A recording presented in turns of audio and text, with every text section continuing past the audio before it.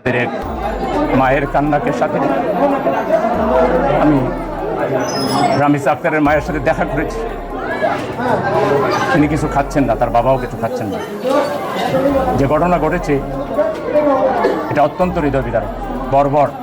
এটা আইয়ামে জাহিলিয়াতকেও হার মানিয়েছে। আমাদের দেশের মানুষ বিচার পায় না, শিশুরা ধর্ষিত হচ্ছে, বর্ডার দিয়ে অস্ত্র ঢুকছে থানাতে, আমার জনগণ বিচার পায় না, মামলা দিতে গেলে মামলা রাখে না। আর স্বরাষ্ট্রমন্ত্রী সংসদে দাঁড়িয়ে উনি বাংলাদেশের মানুষকে প্রতারণার সংবিধান শিখায়। আপনাদের কি অধপতন হলে মানুষ আর বিচারও চায় না, কারণ সে জানে বিচার চেয়ে লাভ নাই, কারণ সে বিচার পাবে না। সরকার যেন এই রামিসা হত্যাকাণ্ডের বিচার 7 দিনের ভিতর সমাপ্ত করে নজির স্থাপন করতে পারে, আমরা সেজন্য স্বরাষ্ট্রমন্ত্রীর কাছে আবেদন জানাচ্ছি। স্বরাষ্ট্রমন্ত্রী যেহেতু ব্যর্থ হয়েছেন, যেহেতু তার ক্ষমতা নেওয়ার পর সবচেয়ে বেশি মব হয়েছে, তার ক্ষমতা নেওয়ার পর সবচেয়ে বেশি ধর্ষণ হয়েছে, সুতরাং স্বরাষ্ট্রমন্ত্রীকে এই পদে রাখার কোনো দরকার নাই।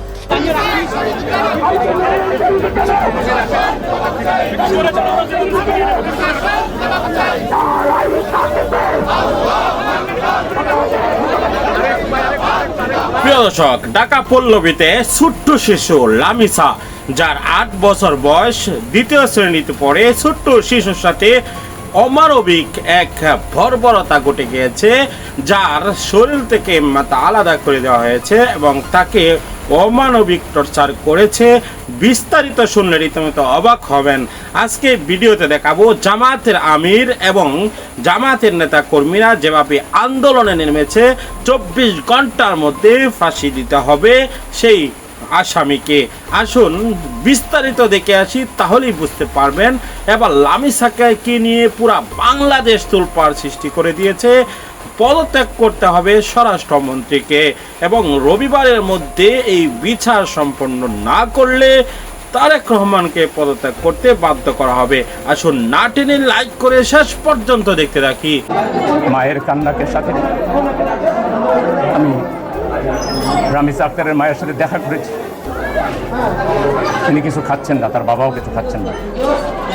যে ঘটনা ঘটেছে এটা অত্যন্ত হৃদয় বিদারক, বর্বর। এটা আইয়ামে জাহিলিয়াতকেও হার মানিয়েছে।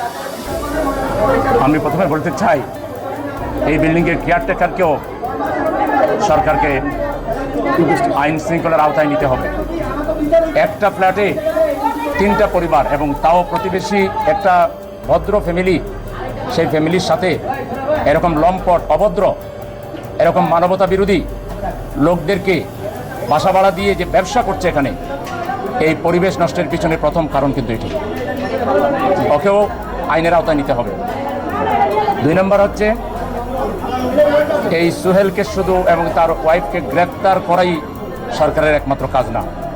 দ্রুত বিচার ট্রাইব্যুনালে এজ আর্লি এজ পসিবল আইনের নিয়ম মেনে যথাসম্ভব, যত তাড়াতাড়ি সম্ভব ওর বিচার নিশ্চিত করে গোটা নগরবাসীকে, গোটা জাতিকে আশ্বস্ত করতে হবে। আমি পরিষ্কার বলে দিচ্ছি, আমি এই নগরের একজন খাদেম হিসাবে, বাসিন্দা হিসাবে, আমি জামাত ইসলামী ঢাকা মহানগরী উত্তরের আমির মোহাম্মদ সেলিম উদ্দিন বলছি, এই পরিবারের এই ছোট্ট শিশু, আমরা তার কাছে লজ্জিত। সে হয়তো আমাদের লজ্জা দেখবে না, কিন্তু তার মা বাবার কাছে আমরা লজ্জিত। আমরা ক্ষমা প্রার্থী, গোটা জাতির পক্ষ থেকে, নগরবাসীর পক্ষ থেকে আমি এই মা এবং বাবার কাছে ক্ষমা চাচ্ছি। আমরা ব্যর্থ হয়েছি, জাতি হিসাবে আমরা ব্যর্থ হয়েছি। আমরা পরিষ্কার বলতে চাই, এই নগরীতে আর ফার্দার কোনো কোন, এখানে কোনো ধরনের কোনো এই যে মানুষের উপরে জুলুম অত্যাচার যদি চলে, আমি গোটা নগরবাসীকে সাথে নিয়ে দৌড়বার আন্দোলন করে তুলব। যারা দায়িত্বে আছেন তাদেরকে সারেন্ডার করে চলে যেতে হবে। আমরা আর একের পর এক এই খুনের এই রাজত্ব আমরা দেখতে চাই না, এই দর্শনের রাজত্ব আমরা দেখতে চাই না। মানুষ খুনের এই মহামারী আমরা আর দেখতে, এই মহানগরীর মানুষ আমরা আর সহ্য করতে পারবো না। সেজন্য এই বিচারের সমস্ত দায়িত্ব সিটিবাসীর পক্ষ থেকে আমি নিলাম। আমি আমাদের শ্রেষ্ঠ আইনজীবী, সুপ্রিম কোর্টের সিনিয়র আইনজীবী, আপনারা আমাদের আইনজীবীদেরকে চিনেন, অ্যাডভোকেট শিশির মনির আছেন, আমি তাকে রিকোয়েস্ট করব এই মামলা পরিচালনার দায়িত্ব নেওয়ার জন্য। এবং এই মামলা সুষ্ঠুভাবে হবে, বিচার হবে, আমরা খুনিদের বিচার দেখব এবং একই সাথে আমরা এই নগরের প্রত্যেকটা নাগরিক এখন থেকে সজাগ এবং সচেতন থাকব। এবং আমরা যারা ভাড়া দেন, যেসব ফ্ল্যাট মালিক আছেন, বিল্ডিংয়ের মালিক আছেন, তাদেরকে বলবো ভাড়া দেওয়ার আগে বিস্তারিত তথ্য নিয়ে লোকটাকে যাচাই করে বাড়া দিতে হবে। এই ধরনের লম্পট, এই ধরনের মানবতা বিরোধী খুনি কি প্রকাশ্য দিবালোকে, এটা কিন্তু ঠান্ডা মাথার কোণ, এটা কিন্তু স্বাভাবিক ঘটনা না। বাচ্চাটা স্কুলে যাবে, তার বড় বোন নিয়ে যাবে, মা খুঁজতেছে বাচ্চাটাকে, তারপরেই চিৎকার চেঁচামেচি, তাকে টেনে হেঁচড়ে পাশের ফ্ল্যাটে নিয়ে ঠান্ডা মাথায় তার স্ত্রীর সামনে এত বড় অন্যায়ের ঘটনা আমার মনে হয় আইয়ামে জাহিলিয়াতেও এটা ঘটেনি। আইয়ামে জাহিলিয়াতকেও হার মানিয়েছে, সীমারকেও এরা হার মানিয়েছে। সুতরাং আমরা পরিস্থিতি নাগালের বাইরে যাওয়ার আগে রাষ্ট্রের সর্বোচ্চ, আমাদের হোম মিনিস্টার কোথায়, তিনি কি এসেছেন? না। হোম মিনিস্টারকে বলবো, আপনি অনেক ভালো ভালো কথা বলেন, এই ব্যাপারে সুস্পষ্ট অঙ্গীকার আপনাদের কাছ থেকে জাতি চায়। কোনো ধরনের কোনো সল চাতুরি, মোলা ঝোলানোর কোনো ঘটনা আমরা দেখতে চাই না। আমরা পরিষ্কার টাইমলাইন চাই এবং এই সময়ের ভিতরে এই বিচার কাজ শেষ করতে হবে। এই ব্যাপারে রাষ্ট্রের পক্ষ থেকে বিন্দুমাত্র যদি কোনো কার্পণ্য, গাফলতি দেখানো হয়, আমরা জনগণ গড়ে বসে থাকবো না। আমাদের এই শিশু হত্যার বদলা নিয়েই আমরা গড়ে যাব। আমরা খুনিদেরকে অনতিবিলম্বে তাদের দৃষ্টান্তমূলক শাস্তি চাই, সর্বোচ্চ শাস্তি আমরা চাই। সর্বোচ্চ শাস্তি যদি ফাঁসি হয়, তাহলে ফাঁসি আমরা চাই। আইন অনুযায়ী সর্বোচ্চ শাস্তি আমরা তাদের চাই এবং এই ব্যাপারে আমরা গণসচেতনতা তৈরি করব। আমরা দেখতেছি গত 1-2 মাসে আইন শৃঙ্খলার যে অবনতি হয়েছে, এখানে দেশে কোনো শাসক আছে, দেশে কোনো আইনের শাসন আছে, এটা আমরা বিশ্বাস করতে পারছি না। আমরা গোটা নগরবাসী চরম নিরাপত্তাহীনতায়, অনিশ্চয়তার মধ্যে আমরা জীবনযাপন করছি। নগরবাসীকে এই অনিশ্চয়তার মধ্যে, এই নিরাপত্তাহীনতার মধ্যে, এই উদ্বেগের মধ্যে রেখে রাষ্ট্রের কোনো উন্নয়ন হতে পারে না। এই রাষ্ট্রে কোনো গণতান্ত্রিক ব্যবস্থা আছে, মানুষের জীবনমানের কোনো নিরাপত্তা আছে, এটা আমাদের চোখে পড়ছে না। আমরা সেজন্য অত্যন্ত উদ্বেগের সাথে এবং বেদনা বিদুর হৃদয় নিয়ে আজকে এখানে এসেছি। আমরা আমাদের এই পরিবারকে, আমাদের এই মা বাবাকে আশ্বস্ত করছি যে আপনাদের এই সন্তানের বিচারের দায়িত্ব আমরা নিলাম, আমি সেলিমউদ্দিন নিলাম। আমরা অত্যন্ত দৃঢ়তার সহিত এবং অত্যন্ত মজবুতির সহিত এই বিচার সম্পন্ন হচ্ছে কিনা আমরা প্রতিনিয়ত সেটা অবজার্ভ করব। আমরা আমাদের মিডিয়ার বন্ধুদেরকে বলবো, এই খুনের বিরুদ্ধে আপনারা একটু আমাদেরকে সহযোগিতা করেন, আপনারা সরকারকে সহযোগিতা করেন, আপনারা প্রতিনিয়ত রিপোর্ট করে এই যে মা বাবা আজকে কি অবস্থায় আছে, আপনারা যদি উপরে যেতে পারতেন তাইলে বুঝতে পারতেন তারা আজকে বাকরুদ্ধ, তাদের জীবনেরও যে কোনো ঘটনা ঘটে যেতে পারে। আল্লাহ তাআলা তাদেরকে হেফাজত করুন, তাদের নেক হায়াত দান করুন, তারা যেন তাদের সন্তানদের বিচার, সন্তানের হত্যার বিচার দেখে যেতে পারেন, সেটার জন্য আল্লাহ তাআলা তাদেরকে হায়াত দান করুন। বর্ডার দিয়ে অস্ত্র ঢুকছে থানাতে, আমার জনগণ বিচার পায় না, মামলা দিতে গেলে মামলা রাখে না, আর স্বরাষ্ট্রমন্ত্রী সংসদে দাঁড়িয়ে উনি বাংলাদেশের মানুষকে প্রতারণার সংবিধান শিখায়।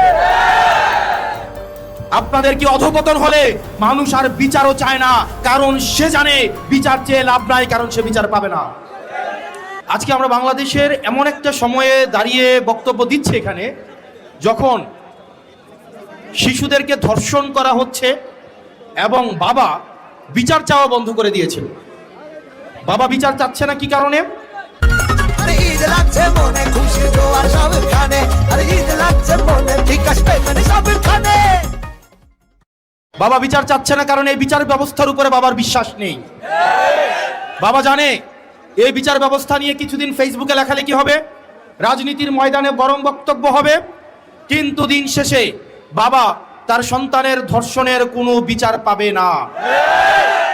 এই বিচার ব্যবস্থা জনগণের বিচার নিশ্চিত করতে পারে নাই, অন্যায়ের বিচার নিশ্চিত করতে পারে নাই, আমাদের স্বাস্থ্য ব্যবস্থা আমাদেরকে সুস্বাস্থ্য দিতে পারে নাই। আমাদের দেশের নেতারা যারা স্বাস্থ্যের দায়িত্বে থাকেন, জনপ্রতিনিধিরা, তারা ছুটি পেলে নিয়মিত চেকআপের অংশ হিসেবে সিঙ্গাপুর এবং থাইল্যান্ডে যায়। তাদের সন্তানদেরকে তারা বিদেশে রেখে তারা পড়াশোনা করায়। যে লোকটা বাজারে জিলাপি বানায়, আপনি যদি ওই লোকটাকে বলেন ভাই আপনি জিলাপিটা খান, সে যদি জিলাপি খাইতে অস্বীকৃতি জানায়, এই জিলাপির প্রতি কি আপনার আস্থা থাকবে? যে লোকটা এখানে চটপটি বিক্রি করে, ওই লোকটাকে যদি বলেন এই চটপটিটা আপনি খান, উনি যদি বলে যে না এটা আমি খাবো না, আমি অন্য জায়গা থেকে চটপটি কিনে আইনা খাবো, ওই লোকের চটপটিকে আপনি কিনা খাবেন?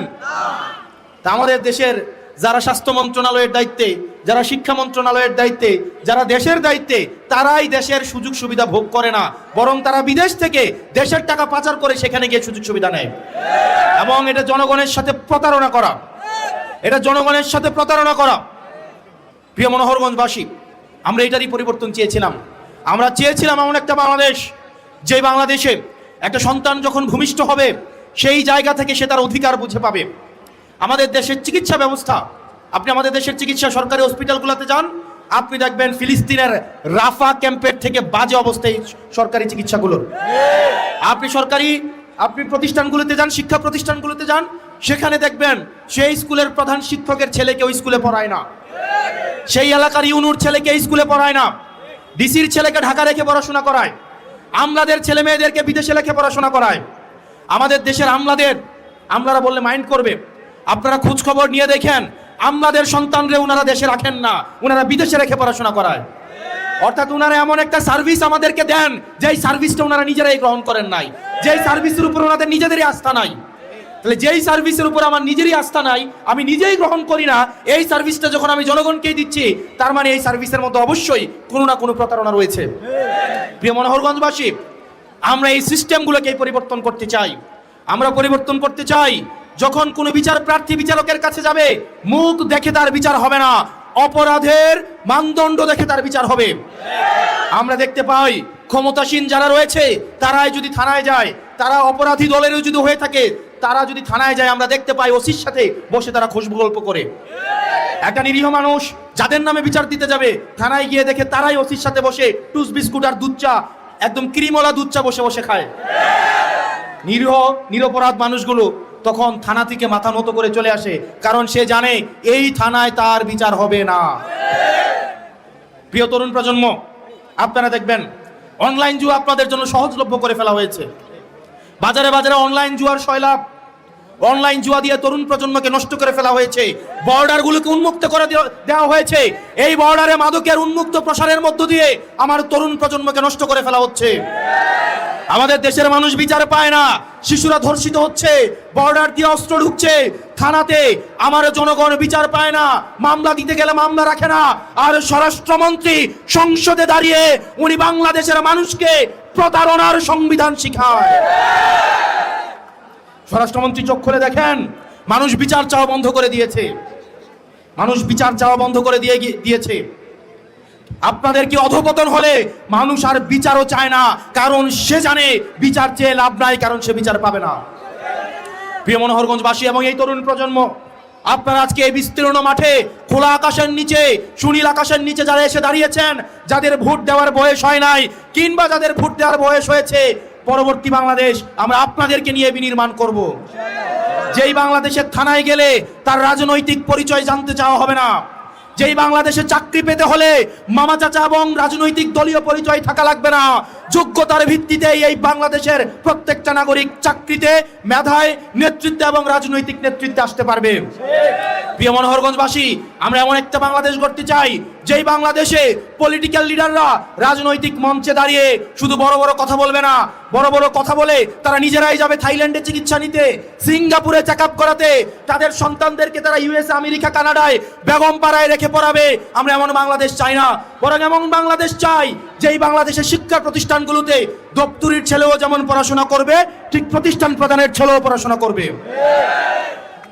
এই বাংলাদেশ যদি আমরা বিনির্মাণ করতে চাই, তাহলে সেক্ষেত্রে মত পার্থক্যের ঊর্ধ্বে উঠে, বিভাজনের ঊর্ধ্বে উঠে আমাদেরকে ঐক্যবদ্ধভাবে এই বাংলাদেশ বিনির্মাণের দিকে যেতে হবে। প্রত্যেকটা নাগরিকের মর্যাদা আমাদেরকে প্রতিষ্ঠিত করতে হবে। এবং আমার সামনে যে উদ্দীপ্ত তরুণ সমাজ রয়েছে, আপনাদের সামর্থ্য, শক্তি এবং উদ্দীপনাকে কাজে লাগাতে হবে।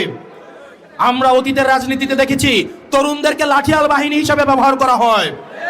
আমরা চাই না তরুণরা কেবল লাঠিয়াল। এই রামিসা হত্যাকাণ্ডের বিচার 7 দিনের ভিতর সমাপ্ত করে নজির স্থাপন করতে পারে, আমরা সেজন্য স্বরাষ্ট্রমন্ত্রীর কাছে আবেদন জানাচ্ছি। স্বরাষ্ট্রমন্ত্রী যেহেতু ব্যর্থ হয়েছেন, যেহেতু তার ক্ষমতা নেওয়ার পর সবচেয়ে বেশি মব হয়েছে, তার ক্ষমতা নেওয়ার পর সবচেয়ে বেশি ধর্ষণ হয়েছে, সুতরাং স্বরাষ্ট্রমন্ত্রীকে এই পদে রাখার কোনো দরকার নাই।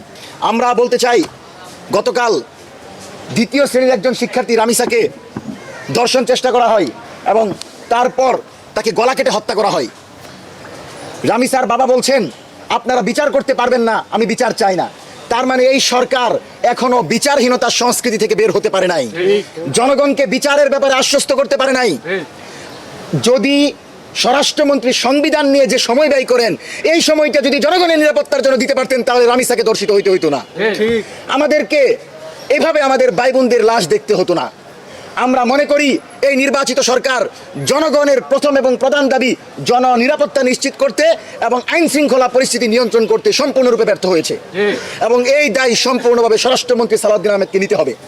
সম্মানিত সাংবাদিক বন্ধুগণ, আমরা মনে করি জুলাই পরবর্তী বাংলাদেশে জুলাইয়ে যারা হত্যাকাণ্ড ঘটিয়েছিল, যারা বাংলাদেশের জনগণের উপর অস্ত্র চালিয়েছিল, সেই নিষিদ্ধ সংগঠন আওয়ামী লীগ, স্বেচ্ছাসেবক লীগ, ছাত্রলীগ সহ আওয়ামী পৃষ্ঠপোষক কোনো সংগঠন বিচারের আগে, হাসিনা কামালের ফাঁসির আগে বাংলাদেশে রাজনীতি করার কোনো অধিকার রাখে না।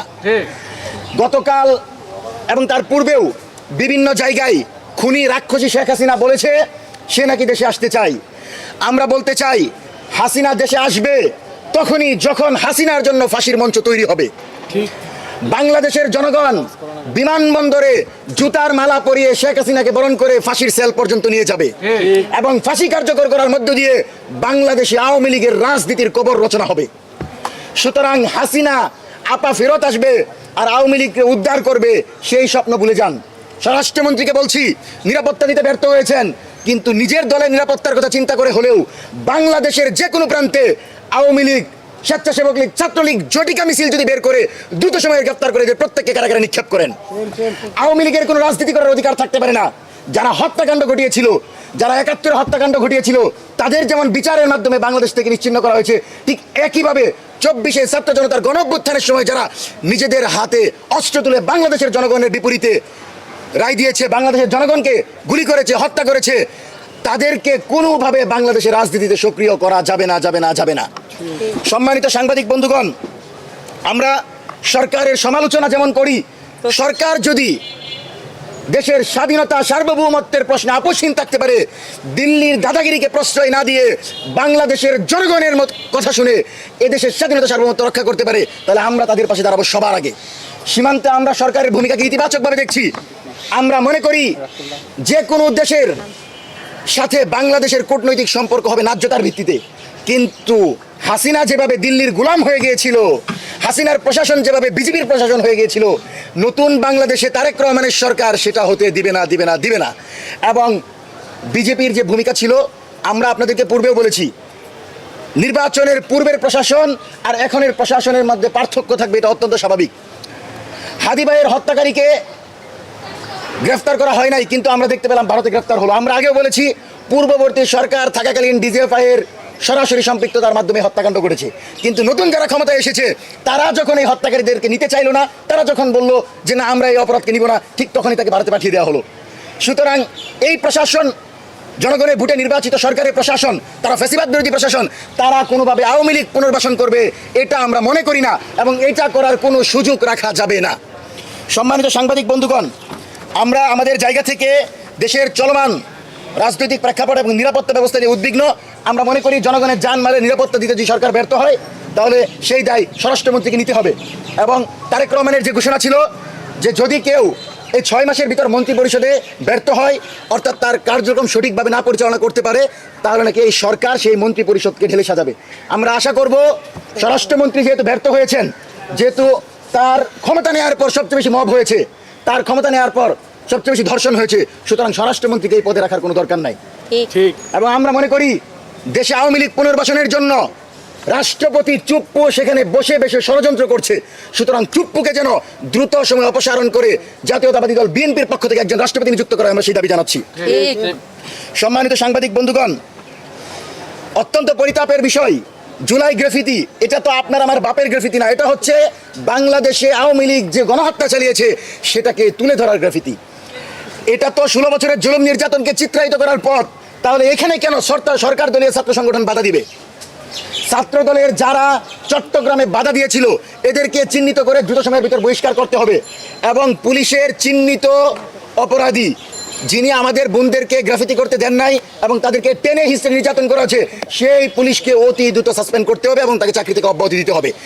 বাংলাদেশে নতুনভাবে পুলিশ লীগের অস্তিত্ব আমরা রাখতে চাই না। পাশাপাশি পুলিশের বর্তমান আইজিপি তিনি অত্যন্ত চমৎকার একটি কাজ করেছেন। তিনি ইতিমধ্যেই ঘুষ না নিয়ে টাকার লেনদেন ছাড়া কনস্টেবল নিয়োগ দিয়েছেন। এবং মানিকগঞ্জে আমরা এটার প্রতিফলন দেখতে পেয়েছি। সেজন্য বর্তমান আইজিপিকে ধন্যবাদ, এবং আমরা আইজিপিকে বলবো পুলিশের মাধ্যমে সাঁড়াশি অভিযান চালিয়ে বাংলাদেশের যে কোনো প্রান্তে ইন্দুরের গর্তের ভিতরে যদি ছাত্রলীগ লুকিয়ে থাকে তাদেরকে গ্রেফতার করে বিচারের মুখোমুখি করেন। কোনোভাবেই কোনো প্রক্রিয়ার মধ্য দিয়ে হাসিনা, কামাল, ছাত্রলীগ, আওয়ামী লীগের বিচার ছাড়া বাংলাদেশে আওয়ামী পৃষ্ঠপোষকতার কোনো রাজনীতি চলতে পারে না। সম্মানিত সাংবাদিক বন্ধুগণ, মঞ্চ 24 3 দফা দাবি পেশ করছে। রামিসা হত্যাকাণ্ডের বিচার 7 দিনের ভিতর সমাপ্ত করে দ্রুত সময়ের ভিতর বিচার কার্য সরাসরি সেটার প্রতিফলন দেখাতে হবে, অর্থাৎ বিচারের রায় এবং বিচার কার্যকর করতে হবে 7 দিনের মধ্যে। দ্বিতীয়ত, নিষিদ্ধ সংগঠন ছাত্রলীগের ঝটিকা মিছিল, নাশকতা ও সন্ত্রাসী কর্মকাণ্ড বন্ধের লক্ষ্যে সাঁড়াশি অভিযান চালিয়ে বাংলাদেশের প্রতিটি প্রান্তরে লুকিয়ে থাকা আওয়ামী জঙ্গিদেরকে গ্রেফতার করে বিচারের মুখোমুখি করতে হবে।